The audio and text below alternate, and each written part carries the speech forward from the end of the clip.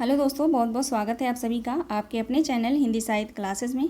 और आशा करती हूँ आप लोग बहुत अच्छे हैं और अपनी तैयारी आप लोग बहुत अच्छे से कर रहे हैं।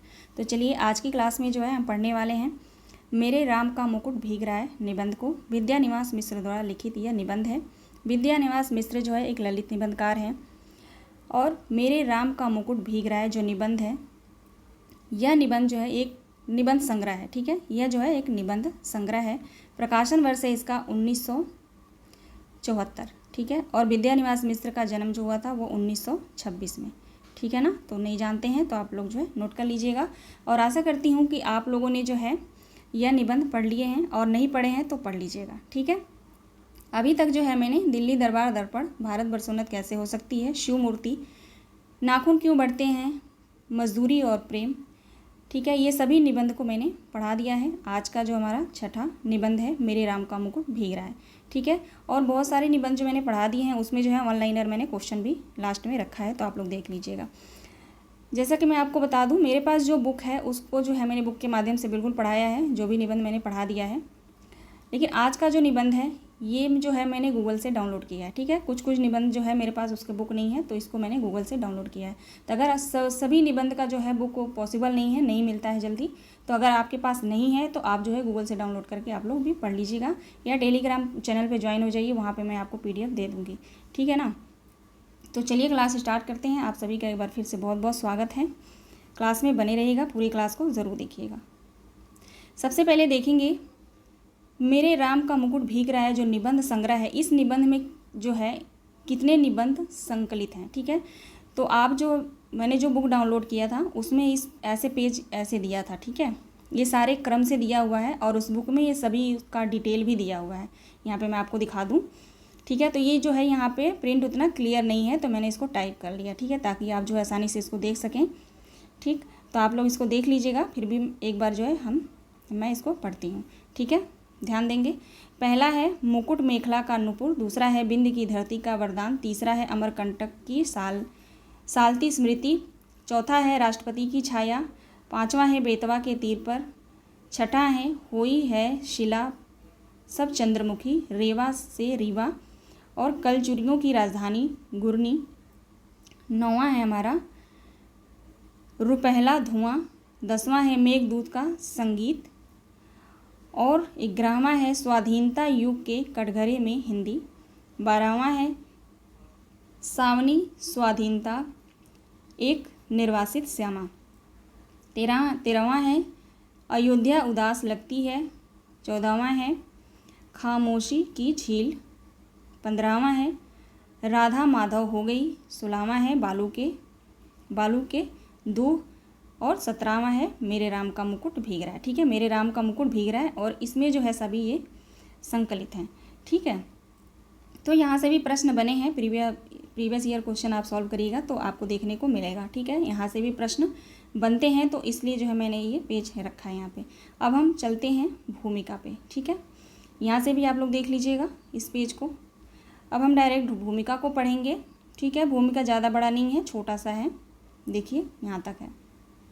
ठीक है, कहीं जाना नहीं है, कहीं मत जाइएगा। आप लोगों की आपकी जो परीक्षा होने वाली है दिसंबर में, उसके लिए जो है मोस्ट इम्पॉर्टेंट है। ठीक है ना, UGC नेट का। देखते हैं, कहते हैं इस निबंध संग्रह में आए निबंध पुराने हैं। ठीक है, कहते हैं इस निबंध संग्रह में आए निबंध पुराने हैं और आए नहीं, आधे निबंध पुराने हैं और आधे नए हैं। पुराने निबंध इस निबंध संग्रह की यायावरी पर्याकुल वृत्ति के समीप है, इसलिए यहाँ जोड़ दिए गए हैं। यह वैसे अद्भुत लगता है कि 17 वर्षों का अंतराल हो गया कि मैं विंध्य प्रदेश के प्रवासी की ज़िंदगी व्यतीत करता हुआ भी आत्मीयता पा रहा था और एकाएक उत्तर प्रदेश से बिछोड़ना पड़ा। उस आत्मीयता की तलाश के भीतर के जंगलों और वीरान पठारों की यात्रा करता हूँ। एक तरह से वह प्रवास अपने दर्द के साथ घर में ही आ पहुंचा। ठीक है, तो यहाँ से कोई भी लाइन जो है यहाँ से दे के पूछ सकता है कि किस निबंध से या किस निबंधकार का है। ठीक है, तो ध्यान दीजिएगा। इन निबंधों के बारे में और कोई वक्तव्य देना मैं आवश्यक नहीं समझता। जिन स्थानों और व्यक्तियों ने मुझसे इन निबंधों को लिखवाया है उनके नाम लिए बिना मन से उनके प्रति आभार ज्ञापित करता हूँ। इन निबंधों के संग्रह को पांडुलिपि तैयार करना मेरे लिए एक समस्या थी। इन निबंधों के संग्रह की पांडुलिपि तैयार करना मेरे लिए जो है एक समस्या था। ठीक है, तो यहाँ से इस लाइन को आप लोग ध्यान रखिएगा भूमिका से। ठीक है, मेरे स्नेही बंधु श्री पद्मधर त्रिपाठी बार बार उकसा रहे थे। ठीक है, बार बार जो है उकसा कर बिखरे हुए सूत्र जोड़ने के लिए विवश किया। मेरे स्नेह भजन जैनेन्द्र, स्नेह भाजन, भांजा होगा यहाँ पे, भाजन। ठीक है ना, प्रिंट थोड़ा सा इसमें सही से नहीं दिया है। मेरे स्नेह भाजन जैनेन्द्र वात्सायन ने किसी तरह इस सामग्री को सांगोपांग जुटाकर इस निबंध संग्रह को प्रकाशन के लिए प्रस्तुत कर दिया। इनको मैं हृदय से आशीर्वाद देता हूँ। ठीक है, तो नाम ध्यान रखिएगा आप लोग, जैसे यहाँ पे जो नाम दिया गया है। ठीक है, बाकी पढ़ लीजिएगा अच्छे से। अब जो है हम निबंध पढ़ना स्टार्ट करते हैं यहाँ से। ठीक है, एक एक लाइन को आप लोग ध्यान दीजिएगा, मोस्ट इम्पोर्टेंट है। ठीक है, चलिए। लेखक कहते हैं महीने से मन बेहद उदास था। कहते हैं महीनों से जो है मन बेहद उदास था। उदासी की कोई खास वजह नहीं, कुछ तबीयत ढीली, कुछ आसपास के तनाव और कुछ उनसे टूटने का डर। खुले आकाश के नीचे भी खुलकर सांस लेने की जगह की कमी। जिस काम में लगकर मुक्ति पाना चाहता हूँ उस काम में हजार बाधाएं कुल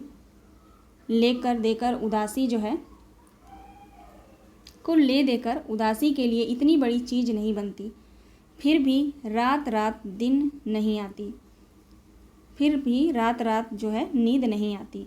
थोड़ा सा मैं बड़ा करूँ इसको, है ना, छोटा लग रहा है। हाँ, ठीक है, रात भर जो है नींद नहीं आती। दिन ऐसे बीतते हैं जैसे भूतों के सपनों की एक रील पर दूसरी रील चढ़ा दी गई हो और भूतों की आकृतियाँ और डरावनी हो गई हों। इसलिए कभी कभी तो बड़ी से बड़ी परेशानी करने वाली बात हो जाती है और कुछ भी परेशानी नहीं होती। उल्टे ऐसा लगता है जो हुआ एक सहज क्रम में हुआ, न होना ही कुछ अटपटा होता। और कभी कभी बहुत मामूली सी बात भी भयंकर चिंता के कारण बन जाती है। ये जो है पहले ही पेज है, तो इसलिए जो है मैंने इसको हाईलाइट किया है। पूरे पेज को हम लाइन बाय लाइन पढ़ेंगे। ठीक है, आगे कहते हैं अभी दो तीन दिन पहले मेरे एक साथी संगीत के कार्यक्रम सुनने के लिए 9 बजे रात को गए। ठीक है, इस लाइन को आप ध्यान रखिएगा। कहते हैं अभी 2-3 रात पहले। ठीक है, कितने रात पहले? 2-3 रात पहले। ठीक है, मेरे साथी क्या सुनने गए थे, किस कार्यक्रम में गए थे? संगीत का कार्यक्रम सुनने के लिए 9 बजे रात को गए थे। ठीक है, ध्यान रखिएगा, 9 बजे रात संगीत का कार्यक्रम। ठीक है, और 2-3 रात। ठीक है, ये सभी पॉइंट आप लोग ध्यान रखिएगा।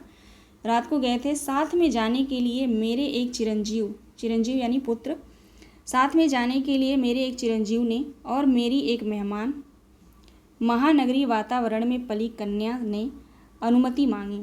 ठीक है, अभी ये कन्या का नाम आपको आगे पता चलेगा। और हाँ, मैं यहाँ पे एक बात बता दूँ, इसमें जो कठिन शब्द आए हैं ना, उनको भी मैंने लास्ट में रखा है। ठीक है, जितने भी कठिन शब्द हैं उनका जो अर्थ कि सही जो है जो बुक में दिया था मैंने वहाँ पे रखा है। ठीक है, तो उनको आप लोग याद कर लीजिएगा, क्योंकि पूछ सकता है कठिन शब्द भी कि इसका अर्थ क्या होता है। ठीक है, आगे देखते हैं। शहरों में आजकल की असुरक्षित स्थिति का ध्यान करके इन दोनों को जाने तो नहीं देना चाहता था, पर लड़कों का मन भी तो रखना होता है। कह दिया 1-1.5 घंटे। ठीक है, 1-1.5 घंटे सुनकर जो है आप लोग चले आना। लेखक कहते हैं कितने घंटे पे बुलाया था? तो 1-1.5 घंटे। ठीक है, बच्चों को जो है 1-1.5 घंटे बाद बुलाया था। 1-1.5 घंटे में जो है कार्यक्रम सुन के आप लोग चले आना। आगे देखेंगे, रात के 12 बज गए। ठीक है, रात के 12 बज गए, लोग नहीं लौटे। गृहिणी बहुत उद्विग्न हुई, यानी जो है चिंतित हो गई। झल्लाई साथ में गए मित्र पर नाराज होने के लिए संकल्प बोलने लगी। इतने में जोर की बारिश आ गई। छत से बिस्तर समेट कर कमरे में आया। गृहिणी को समझाया बारिश थमेगी, आ जाएंगे। संगीत में मन लग जाता है तो उठने की तबीयत नहीं होती, तुम सो ऐसे बच्चे नहीं हैं। ठीक है, कहते हैं तुम सो जाओ, ऐसे बच्चे नहीं हैं। पत्नी किसी तरह शांत होकर सो गई पर मैं अकुला उठा। कहते हैं पत्नी तो शांत होकर सो गई लेकिन मैं अकुला उठा। बारिश निकल गई, ये लोग नहीं आए। बारिश बंद होने के बाद भी ये लोग नहीं आए। बरामदे में कुर्सी लगाकर राह जोहने लगा। दूर कोई भी आहट होती तो उदग्र होकर फाटक की ओर देखने लगता। रह रहकर बिजली चमक जाती थी और सड़क पर सड़क दीप जाती थी। यहाँ पे दीप नहीं होगा, दिख होगा, सड़क दिख जाती थी। पर सामने की सड़क पर कोई रिक्शा नहीं, कोई चिड़ै का पूत नहीं। ठीक है, आगे कहते हैं एकाएक कई दिनों से मन में उमड़ती उमड़ती पंक्तियाँ गूंज पड़ी। ठीक है, एकाएक जो है इनके मन में कौन सी पंक्तियाँ जो है आई, तो ये ध्यान रखिएगा। मोरे राम के भीजे मुकुटवा, लक्ष्मण के पटुकवा, मोरी सीता के भीजे सिनुरवा, त राम घर लौटी हैं। ठीक है, तो ये आप लोग जो है ध्यान रखिएगा। ठीक, आगे देखते हैं। मेरे राम का मुकुट भीग रहा होगा, कहते हैं सोचते हैं। ठीक है, ये सब जो है सोच रहे हैं। मेरे राम का मुकुट भीग रहा होगा, मेरे लखन के पटुका दुपट्टा जो है भीग रहा होगा, मेरी सीता के सिंदूर भी भीग रहा होगा, मेरे राम घर लौट आते। सोचते हैं मेरे राम जो है घर लौट आते। अब यहाँ देखेंगे, बचपन में दादी नानी जाते पर वह गीत गाती थी। मेरे घर से बाहर जाने पर, विदेश में रहने पर वही गीत बिहल होकर गाती थी और लौटने पर कहती, मेरे लाल को कैसे वनवास मिला था जब मुझे। ठीक है ना, ये लाइन बिल्कुल इम्पोर्टेंट है, ध्यान रखिएगा आप लोग। जब मुझे दादी नानी की इस आकुलता पर, तब जो है मुझे दादी और नानी की इस आकुलता पर हंसी भी आती। गीत का स्वर बड़ा मीठा लगता। हाँ कहते हैं हाँ, तब उसका दर्द नहीं छूता। यानी दर्द जो है उस समय जो है मैं इस गीत का मतलब नहीं समझ पाता, या इस गीत का दर्द जो है हमारे दिल को नहीं छूता। पर इस प्रतीक्षा में एकाएक उसका दर्द उस ढलती रात में उभर आया और सोचने लगा। आने वाली पीढ़ी पिछली पीढ़ी की ममता की पीड़ा को नहीं समझ पाती और पिछली पीढ़ी अपनी संतान से संभावित संकट की कल्पना मात्र से उद्विग्न हो जाता है। ठीक है, मन में यह प्रतीति ही नहीं होती कि अब संतान समर्थ है, बड़े से बड़े संकट को झेल लेगी। बार बार मन को समझाने की कोशिश करता। लड़की दिल्ली विश्वविद्यालय के एक कॉलेज में पढ़ती थी। ठीक है, ध्यान रखिएगा। लड़की जो गई थी, मेहमान जो लड़की थी वो साथ में गई थी, तो वो किस विद्यालय में पढ़ती थी? दिल्ली विश्वविद्यालय के कॉलेज में पढ़ती थी। और लड़का जो है संकट बोध की कविता लिखता था। ठीक है, लड़का क्या लिखता था? जो लेखक का ही लड़का है, क्या लिखता था? संकट बोध की कविता। पर लड़की का ख्याल आते ही दुश्चिंता होती। गली में जाने कैसे तत्व रहते हैं। ठीक है, गली में जाने कैसे तत्व रहते हैं। लौटते समय कहीं कुछ हो न गया हो और अपने भीतर अनायास अपराधी होने का भाव जाग जाता था। मुझे रोकना चाहिए था या कोई व्यवस्था करनी चाहिए थी। पराई लड़की, और लड़की तो हर घर की पराई होती है। धोबी की ये लाइन आप लोग बिल्कुल ध्यान रखिएगा, पूछ सकता है किस निबंध से लिया गया है। लड़की तो हर एक पराई होती है, धोबी की मुटरी की तरह घाट पर खुले आकाश में कितने दिन फहराएगी। अंत में उसे गृहिणी बनने जाना ही है। घर आई कहीं कुछ हो ना जाए। ठीक है, आगे देखते हैं। कहते हैं मन फिर घूम गया कौशल्या की ओर। ठीक है, फिर जो है लेखक का मन किधर घूम गया? कौशल्या की ओर। लाखों करोड़ों कौशल्याओं की ओर, और लाखों करोड़ों कौशल्याओं के द्वारा मुखरित एक अनाम अरूप कौशल्या की ओर। इस सबके राम वन में निर्वासित हैं। कहते हैं इस सबके राम जो है वन में निर्वासित हैं। पर क्या बात है कि मुकुट अभी भी उनके माथे पर बंधा है और उसी के भीगने की इतनी चिंता है। क्या बात है कि आज भी काशी की रामलीला प्रारंभ होने के पूर्व एक निश्चित मुहूर्त में मुकुट की ही पूजा सबसे पहले की जाती है। ठीक है, रामलीला आरंभ होने से पहले सब पूर्व में जो है किसकी पूजा होती है? मुहूर्त के पहले तो मुकुट की। ठीक है ना। क्या बात है कि तुलसीदास के कानन, इंपॉर्टेंट है यहाँ पे ध्यान रखिएगा। क्या बात है कि तुलसीदास के कानन को सत अवध समाना कहा और चित्रकूट में ही पहुँचने पर उन्हें कली की कुटिल कुचाल दीप पड़ी, कली की कुटिल कुचाल दिख पड़ी। क्या बात है कि आज भी वनवासी धनुर्धर राम ही लोकमानस के राजा राम बने हुए हैं। कहीं न कहीं इन सबके बीच एक जो है संगति होना चाहिए। ठीक है, ये सभी लाइन को ध्यान रखिएगा, महत्वपूर्ण है। आगे जो है कहते हैं,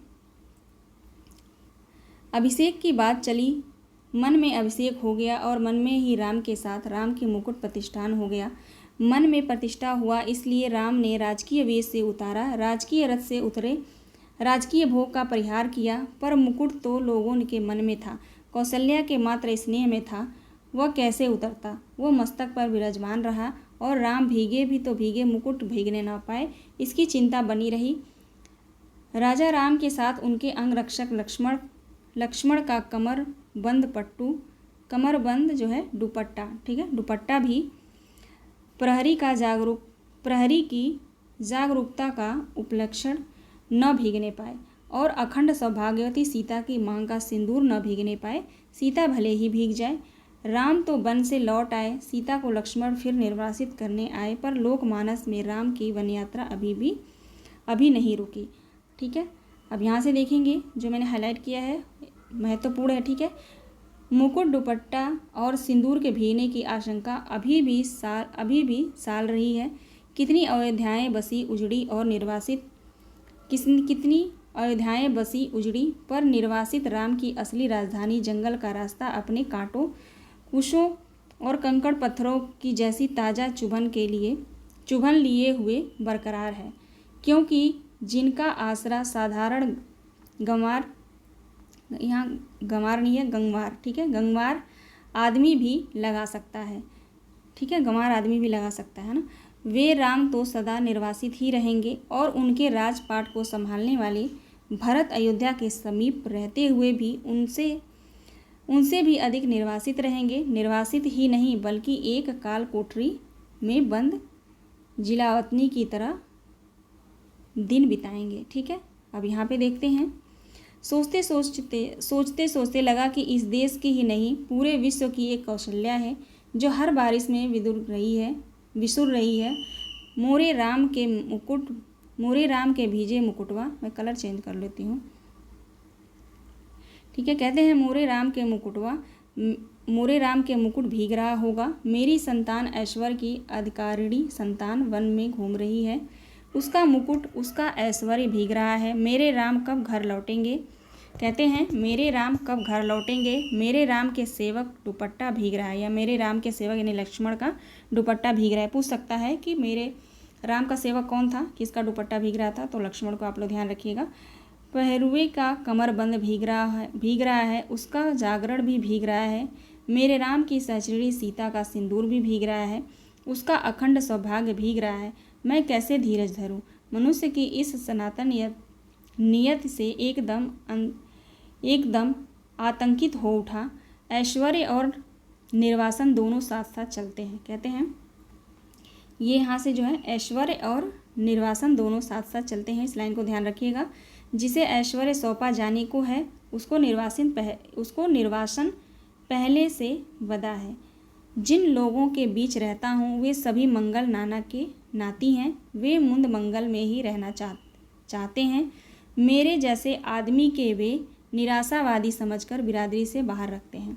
ठीक है, मेरे जैसे आदमी को निराशावादी समझकर बिरादरी से बाहर रखते हैं। डर लगता है कि कहीं उड़कर उन्हें भी दुख न लग जाए। ठीक है, चिंता करते हैं, कहते हैं यही दुख जो है उड़कर उन्हें भी न लग जाए।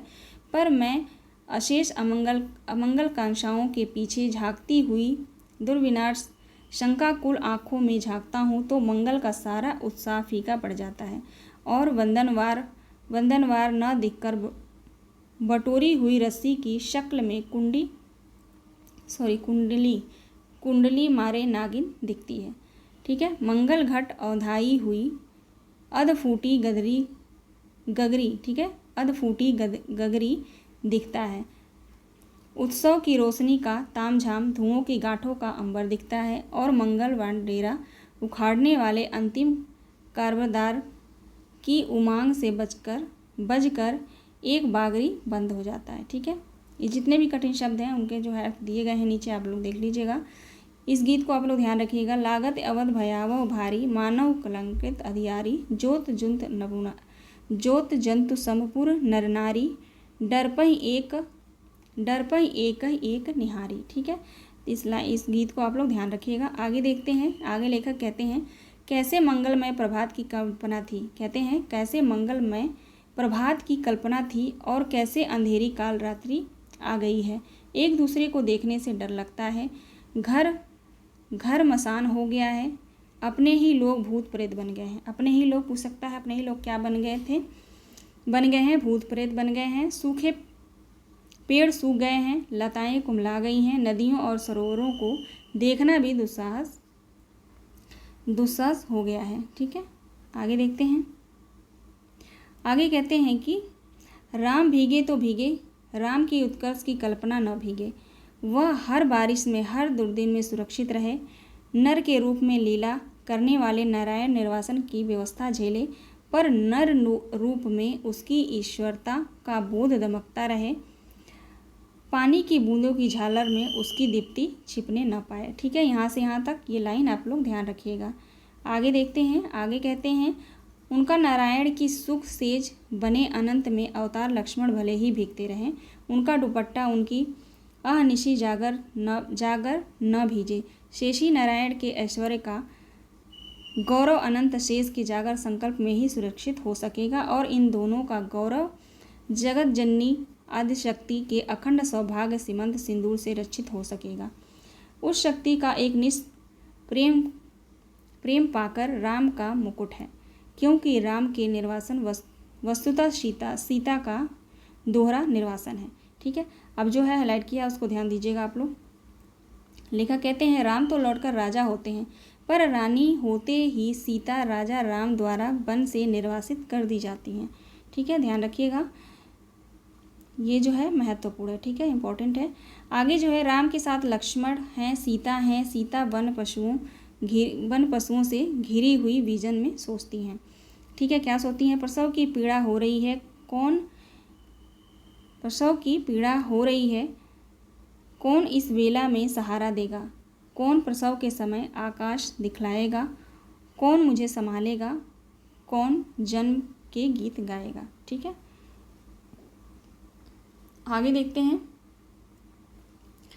कौन गीत गाएगा? कोई गीत नहीं जानता। ठीक है, फिर आगे है, लेखक कहते हैं सीता जंगल की सूखी लकड़ी बीनती है, जलाकर अंजोर करती है और जुड़वा बच्चों का मुंह निहारती हुई दूध की तरह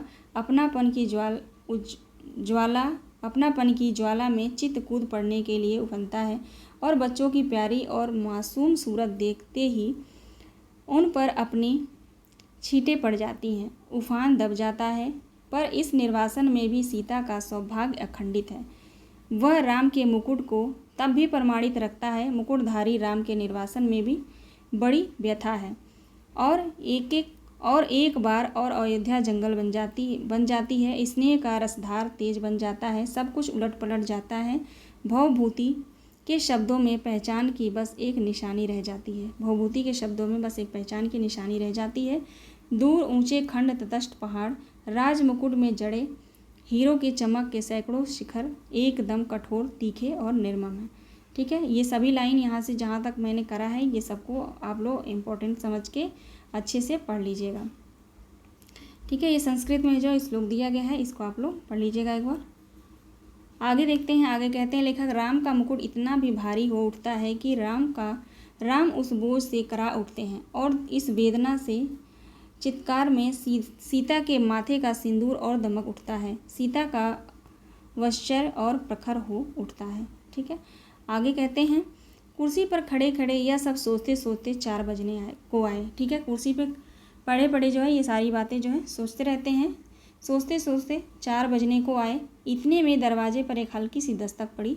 चिरंजीवी निचली मंजिल से ऊपर नहीं चढ़े। सहमी हुई कृष्णा, ठीक है ना, जो मेहमान जो कन्या आई थी उसका क्या नाम था? कृष्णा। ठीक है, ध्यान रखिएगा, कृष्णा जो है एक लड़के का भी नाम है, हो सकता है, और लड़की का भी, तो वहाँ पे कन्फ्यूज़ मत होइएगा। ठीक है, कृष्णा लड़की का नाम है।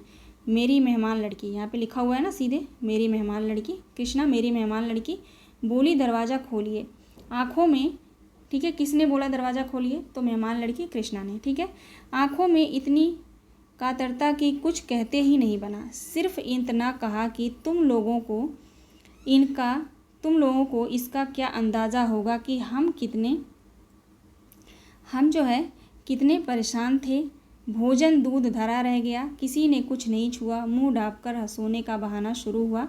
मैं भी स्वस्ति की सांस लेकर बिस्तर पर पड़ा रहा, पर अर्धचेतन अवस्था में फिर जहाँ खोया हुआ था वहीं लौट गया, ठीक है। ये जो है लेखक कहता है उनके आने पर, ठीक है, जो बच्चे संगीत देखने गए थे। आगे कहते हैं लेखक, अपने लड़के घर लौट आए, बारिश में नहीं संगीत में भीगकर। मेरी दादी नानी के गीतों में राम, लखन और सीता अभी भी वन वन भीग रहे हैं। कहते हैं मेरे लड़के लौट आए बारिश से नहीं संगीत से भीगकर। मेरी दादी और नानी के गीतों में अभी भी राम और लखन, सीता वन में भीग रहे हैं, ठीक है। तेज बारिश के पेड़ की छाया और दुखद हो जाती है। पेड़ के हर पत्ते टप टप बूंदों में पड़ने लगती है। तने पर टिके तो उसकी हर नस नस से अपलवित होकर बारिश पीठ लगाने लगती है, ठीक है। अब यहाँ से देखिएगा, जाने कब मेरे राम भीग रहे हैं, जाने कब से मेरे राम भीग रहे हैं और बादल है कि मूसलाधार धड़काए चले जा रहे हैं। इतने में मन के एक चोर धीरे से फुसफुसाता है और जो है राम तुम्हारे कब से हुए तुम, जिसकी बुनाहट पहचान में उतनी आती है, ठीक है। यहाँ तक जो है आप लोग ध्यान रखिएगा। उसके बाद है, जिसके व्यक्ति के ताने बाने तार तार अलग हो गए हैं, ठीक है। यहाँ जो है पढ़ लीजिएगा। आगे देखते हैं, आगे है, वह राम के मुकुट या सीता के सिंदूर के भीगने की आशंका से जोड़े न जोड़े आज की दरिद्र अर्थहीन उदासी को कुछ ऐसा अर्थ नहीं देता जिससे जिंदगी उब से कुछ उबर सके, ठीक है। महत्वपूर्ण लाइन है ये। आगे लेखक कहते हैं, मोरे राम के भीजे मुकुटवा और आमचूर की तरह, ठीक है। मोरे राम के भीगे मुकुटवा आमचूर की तरह। विश्वविद्यालय जीवन से निरस्ता में सूखा मन कुछ जरूर ऊपरी सतह पर ही सब भीगता नहीं, पर कुछ नम हो ही जाता है और महीनों की उमड़ी घुमड़ी उदासी बरसने को आ जाती है। बरस न पाए यह अलग बात है, ठीक है। अब यहाँ से देखेंगे, इतनी असंख्य कौशल्याओं के कंठ में बसी हुई जो एक अरूप ध्वमिनी कौशल्या है, अपनी सृष्टि के संकट में उसके सतत उत्कर्ष के लिए आकुल उस कौशल्या की ओर, उस मानवीय संवेदना की ओर ही कहीं रहा है, घास के नीचे दबी हुई है। आगे देखते हैं, ये लास्ट का जो है पेज है, ठीक है। इसको मैंने पूरा लास्ट का भी पेज को आप लोग पूरा पढ़ लीजिएगा, ठीक है। वैसे पूरा लाइन बाय लाइन आप लोग पढ़ लीजिएगा, ज़्यादा बड़ा निबंध नहीं है। आगे लेखक कहते हैं, घास की महिमा अपरंपार है, उसे आज वन्य पशुओं का राजकीय संरक्षित क्षेत्र बनाया जा रहा है। नीचे ढकी हुई राह तो सैलानियों के घूमने के लिए, वन्य पशुओं के प्रदर्शन के लिए, फोटो खिंचवाने वालों की चमकती छवि यात्राओं के लिए बहुत ही रमणीय स्थल बनाई जा रही है। उस राह पर तुलसी और अनेक मानस के नाम बड़े बड़े तमाशे होंगे, फुलझड़ियाँ दगेंगी, सैर सपाटे होंगे, पर वह राह ढकी ही रह जाएगी। केवल चक्की का स्वर, श्रम का स्वर ढलती रात में, भीगती रात में, अनसोए वात्सल्य का स्वर राह तलाशता रहेगा। फिर क्यों राम मुड़े होंगे, फिर जो है कहते हैं किस ओर राम मुड़े होंगे, ठीक है। किस ओर राम मुड़े होंगे बारिश से बचने के लिए, किस ओर बता दो सखी, ठीक है। लास्ट का लाइन आप लोग ध्यान रखिएगा। यहाँ तक जो है हमारा निबंध खत्म होता है, ठीक है। अब जो है कठिन शब्द यहाँ पे देख लेते हैं एक बार, यहाँ पे देख लीजिए, ठीक है। सहज का समान, ये तो सबको पता है, चिरंजीव का अर्थ होता है बेटा, ठीक है। कुछ शब्द हैं जो आपको पता होगा बहुत अच्छे से। उद्गिन का यानी व्याकुल, घबराया हुआ। राह जो होना, राह देखना। आहट या खटका या आहट होना किसी के आने का। विहल यानी व्याकुल, आकुलता माने व्याकुलता यानी घबराहट। संभावित माने जिसके होने की संभावना हो। ठीक है। दुश्चिता मतलब बुरी या विकट चिंता। निर्वासित मतलब जिसे देश निकालने का दंड मिला हो। कुटिल यानी कपटी यानी छली। धनुर्धर यानी धनुष चलाने में निपुण। चुभन कष्ट पीड़ा। संगत मेलजोल। सहचरी माने जीवन संगिनी। सहचरी माने जीवन संगिनी। ऐश्वर्य का वैभव। शंकाकुल यानी शंका से व्याकुल। कुंडली मारना यानी सांप के गोलाकार में मुद्रा में अधिकार जमाना। गगरी मिट्टी का घड़ा या मिट्टी का बर्तन। मसान या शमशान। उत्कर्ष यानी उन्नति। दमकना यानी चमकना। एक निष्ठ, ठीक है, अनुराग रखने वाला। भवभूति का यहाँ पे जो है ऐश्वर्य है, ठीक है, भवभूति का ध्यान रखिएगा खास करके, मोस्ट इंपॉर्टेंट है। और वर्चस्व, ठीक है, वर्चस्व का। प्राबल्य प्रधान। दस्तक का दरवाजा खटकाने की क्रिया। कतरता यानी भीरता अधीरता। कतरता का भी मोस्ट इंपॉर्टेंट है, ध्यान रखिएगा, धीरता और अधीरता। अपल्लवित का जल में डूबा हुआ, ठीक है, अपल्लवित में जल में डूबा हुआ। पतियाना का किसी भी बात पर विश्वास रखना, यानी कहते हैं लोग ना गाँव में पतियाना। उसके बाद है पर्णकुटी झोपड़ी। उजास यानी प्रकाश। बिया बान का होता है उजाड़ जगह या जंगल, ठीक है। ये हो जाए कठिन शब्द, कुछ जो है आपको पता होगा, कुछ नहीं पता होगा तो आप लोग नोट कर लीजिएगा अलग से, ठीक है। बाकी PDF चाहिए तो टेलीग्राम चैनल से जो है आप लोग ज्वाइन हो जाइए, वहाँ पे आपको मिल जाएगा, ठीक है। तो आशा करती हूँ क्लास पसंद आई होगी। क्लास पसंद आई हो तो लाइक और सब्सक्राइब ज़रूर कर दीजिएगा। मिलते हैं नेक्स्ट वीडियो में। आप सभी दोस्तों का बहुत बहुत धन्यवाद। अपना ख्याल रखिएगा और पढ़ते रहिएगा।